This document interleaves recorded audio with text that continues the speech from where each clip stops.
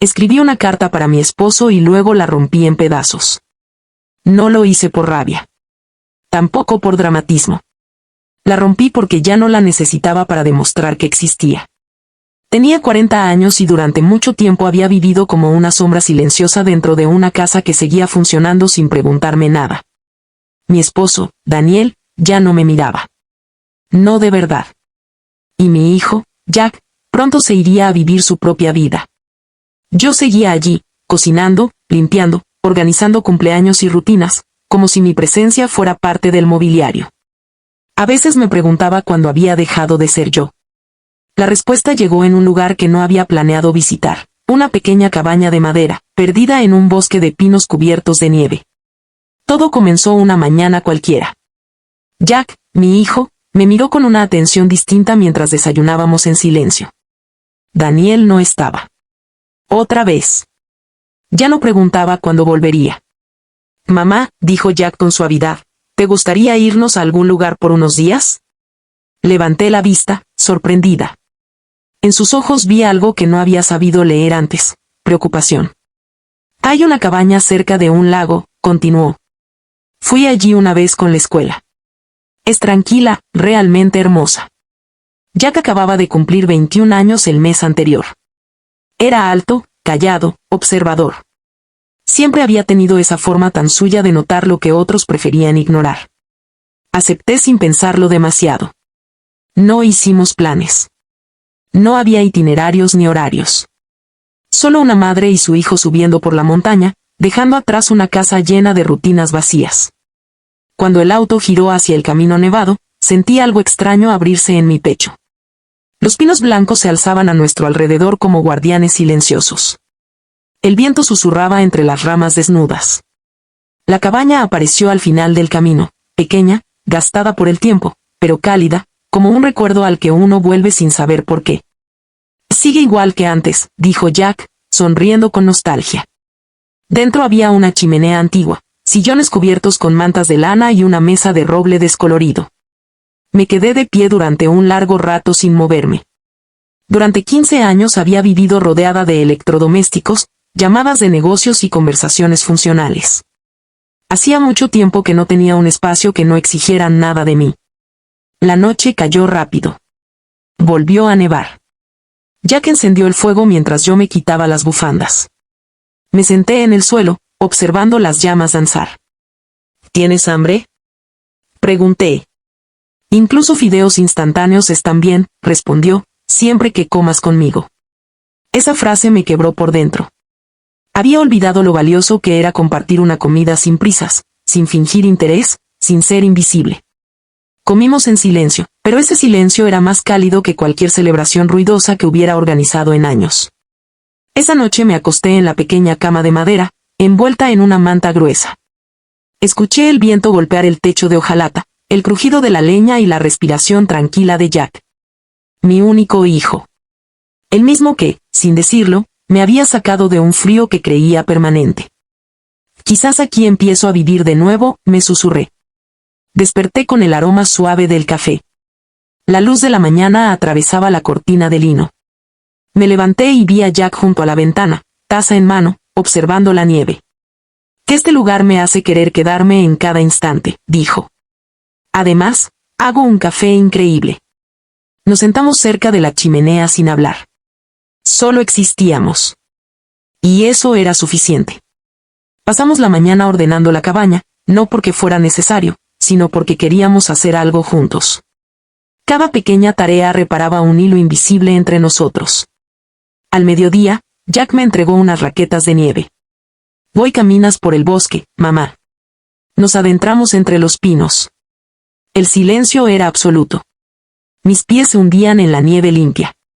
Sentí una paz que no recordaba. Jack habló de sus amigos, de sus planes. Su voz era cálida. Ya no era el niño, pero tampoco alguien distante. En un claro del bosque se detuvo. Cuando eras pequeña y te sentías mal, dijo, siempre salías al patio trasero. Yo lo veía. Me quedé inmóvil. Siempre deseé que tuvieras a alguien en quien apoyarte. Las lágrimas llegaron sin permiso. Por primera vez, no me sentí sola. Esa noche, de regreso en casa, todo volvió a sentirse distinto. Daniel no había llegado. La casa estaba en silencio. Me senté en el sofá, rodeada de objetos familiares que ya no reconocía como propios. Jack bajó las escaleras. Hoy te sentí diferente, dijo. Hablamos. Por primera vez sin rodeos. Creo que papá se fue hace mucho tiempo, dijo Jack. No fue una sorpresa. Fue una confirmación. Pero tú sigues aquí, añadió. Y yo también. Más tarde, frente al espejo, me vi de verdad. No como esposa. No como madre. Como una mujer que había vivido demasiado tiempo para otros. Recordé sueños antiguos, escribir, aprender, crear. Una verdad se instaló en mí con claridad absoluta. Cuando una mujer deja de vivir para sí misma, desaparece, aunque siga respirando. Esa noche dormí en calma. Hasta que el teléfono sonó. Y todo cambió. El sonido del teléfono rompió el silencio como un golpe seco contra el pecho. Abrí los ojos sobresaltada. Durante un segundo no supe dónde estaba. Luego reconocí el techo de mi habitación, el peso de la calma reciente aún flotando en mi cuerpo. Miré el reloj. Pasaba de la medianoche. Contesté con manos temblorosas. Hola. La voz al otro lado era masculina, grave, urgente. ¿Es usted la esposa de Daniel? Mi cuerpo se tensó por completo. Sí, ¿qué ocurre? Llamamos del hospital central. Su esposo se desplomó mientras trabajaba. Está siendo atendido en la unidad de emergencias cardiológicas. Necesitamos que venga cuanto antes. Me quedé de pie, inmóvil, como si el suelo hubiera desaparecido bajo mis pies. Voy para allá, dije finalmente. Conduje por calles vacías, agarrando el volante con tanta fuerza que me dolían los dedos. Las farolas pasaban una tras otra como recuerdos que no había pedido revisar. Pensé en Daniel. En su ausencia constante. En las cenas frías. En las palabras que nunca dijimos. Y lo más desconcertante fue esto.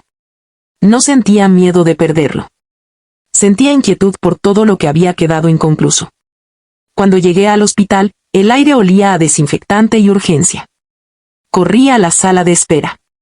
Me senté frente a las puertas cerradas, con el corazón latiendo demasiado fuerte para ese espacio silencioso. Minutos después, o tal vez una eternidad, un médico joven salió.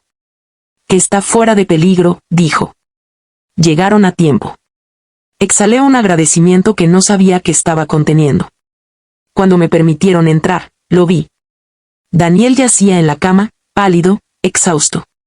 El hombre que durante años había parecido inquebrantable, ahora parecía pequeño, vulnerable, humano. Me quedé de pie sin saber cómo acercarme. Abrió los ojos lentamente. Lo siento, susurró. No hubo discursos. No hubo explicaciones. Solo dos palabras que, de algún modo, cargaban años de distancia. Me senté a su lado. No tomé su mano. Tampoco me alejé.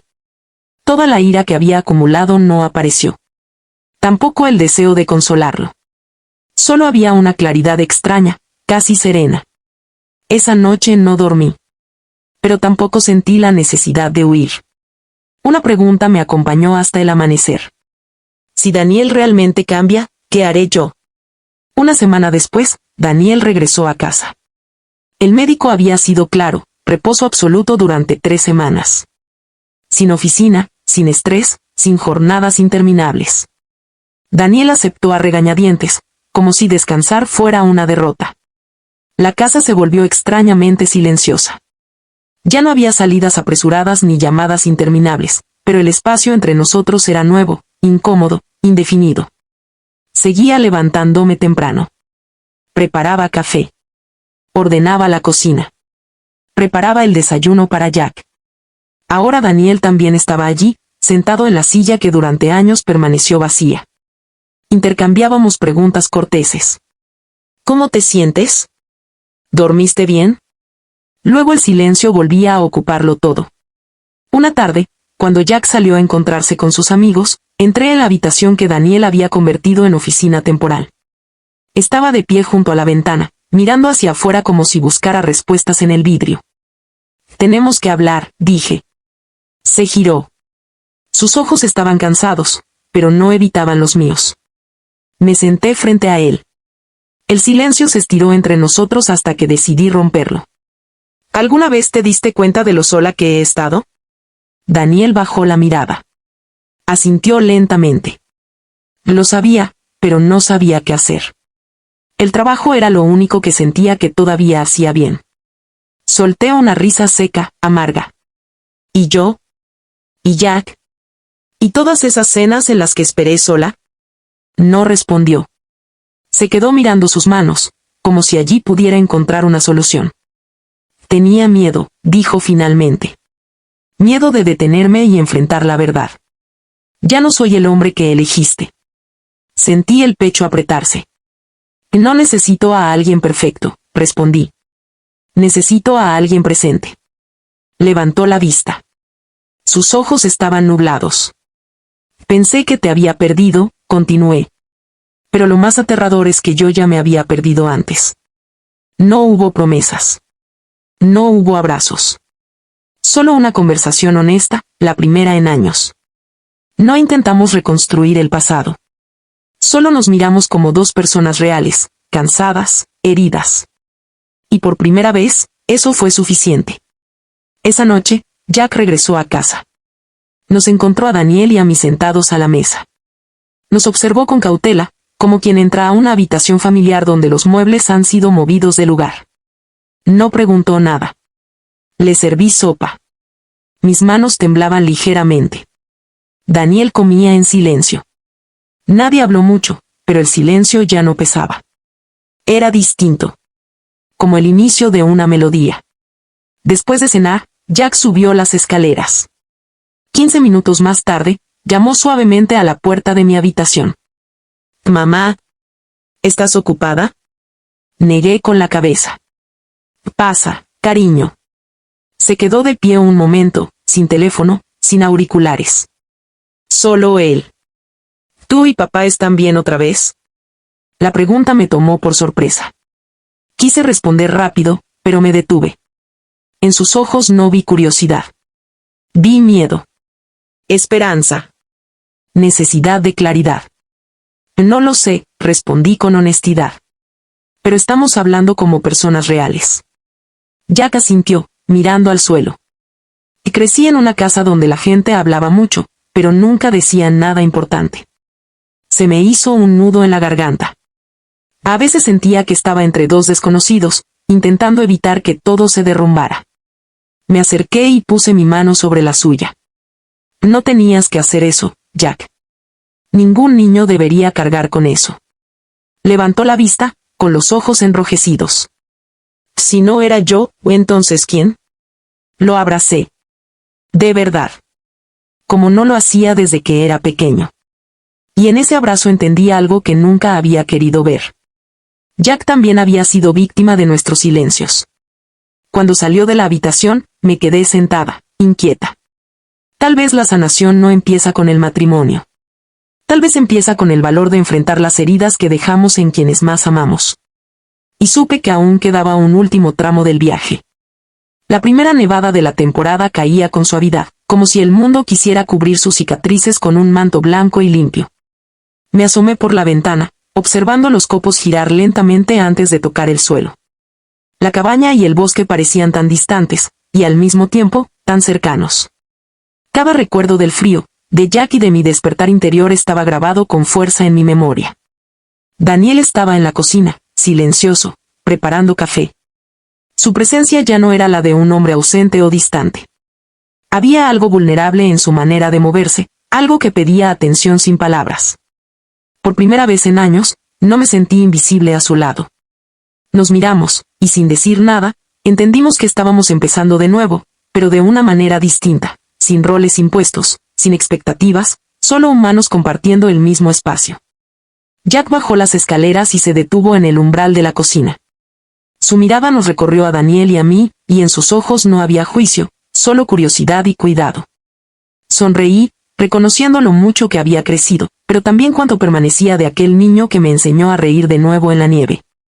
«¿Vamos a desayunar?», dijo finalmente. Nos sentamos a la mesa, los tres. No hubo comentarios innecesarios, solo el crujir de la mantequilla sobre el pan, el aroma del café recién hecho y un silencio que ya no pesaba. Era un silencio de confianza, de pequeños comienzos, de la sensación de que las piezas rotas podían encajar nuevamente. Después del desayuno, Jack me tomó del brazo y me llevó fuera. La nieve cubría cada rincón del jardín, brillante y pura. Me ayudó a ponerme las botas y me entregó los bastones para caminar sobre la nieve. Caminamos lentamente entre los pinos, cada paso dejando huellas temporales que el viento borraba. Y en esa caminata descubrí algo importante: la vida no se trataba de grandes gestos, ni de planes perfectos, ni de un pasado que parecía imposible de superar. Se trataba de elegir pequeños momentos de presencia, de conexión, de atención sincera. Jack se detuvo y miró hacia mí. «Mamá, ¿te das cuenta de que estás sonriendo de verdad?» Lo hice. Una sonrisa genuina, ligera, sin culpa. «Sí», respondí. «Es la primera vez en años que siento que estoy aquí, realmente aquí». Y no era solo por la nieve o el café o la tranquilidad del bosque. Era por haberme permitido sentir, recordar y permitirme existir fuera de los roles que otros habían impuesto sobre mí. Al regresar a la casa, Daniel nos esperaba. Su expresión era más abierta, más humana. Por primera vez lo miré y lo vi sin resentimiento ni expectativas. Solo un hombre con sus miedos y errores, intentando ser presente. «¿Quieres venir al bosque conmigo la próxima semana?», pregunté, sonriendo. Para seguir caminando. Asintió lentamente. «Sí», dijo. «Me gustaría». Esa tarde, Jack volvió a salir con sus amigos y Daniel y yo nos quedamos solos en la sala. Por primera vez, no sentí la necesidad de llenar el espacio con palabras vacías. Nos sentamos en silencio, escuchando cómo el mundo seguía girando fuera de nuestra ventana. Sentí un profundo respeto por nosotros mismos y por lo que habíamos sobrevivido. Me levanté y fui a la cocina. Observé los utensilios familiares, la lámpara con la bisagra rota, la foto de nuestra boda un poco torcida, la taza que siempre olvidaba en el fregadero. Todo seguía ahí, igual, pero yo ya no me sentía atrapada entre ellos. Ahora cada objeto tenía un significado distinto. No era solo mi rutina, sino la oportunidad de elegir cómo quería vivirla. Esa noche, cuando Jack regresó, me encontré con él en el salón. Se sentó a mi lado sin decir nada. Su silencio estaba lleno de comprensión. Le acaricié la cabeza y él apoyó la suya contra mi hombro. Sentí que este pequeño gesto cerraba un círculo que había empezado en la cabaña, mucho antes, entre risas y caídas en la nieve. «Gracias», susurró. «Por no rendirte». Lo abracé más fuerte. «Gracias a ti», respondí. «Por recordarme quién soy». Con Daniel, Jack y yo, comprendimos que no había soluciones mágicas ni finales perfectos. La sanación no era un destino, sino un camino que debíamos recorrer cada día. No se trataba de borrar lo que fue, sino de elegir conscientemente cómo ser a partir de ahora. Y así, por primera vez en años, dormí sin ansiedad ni miedo. Cerré los ojos con la certeza de que había despertado. No porque los problemas desaparecieran, sino porque había recuperado la capacidad de vivir para mí misma, de amar con conciencia, de mirar a mi hijo y esposo sin máscaras ni expectativas irreales.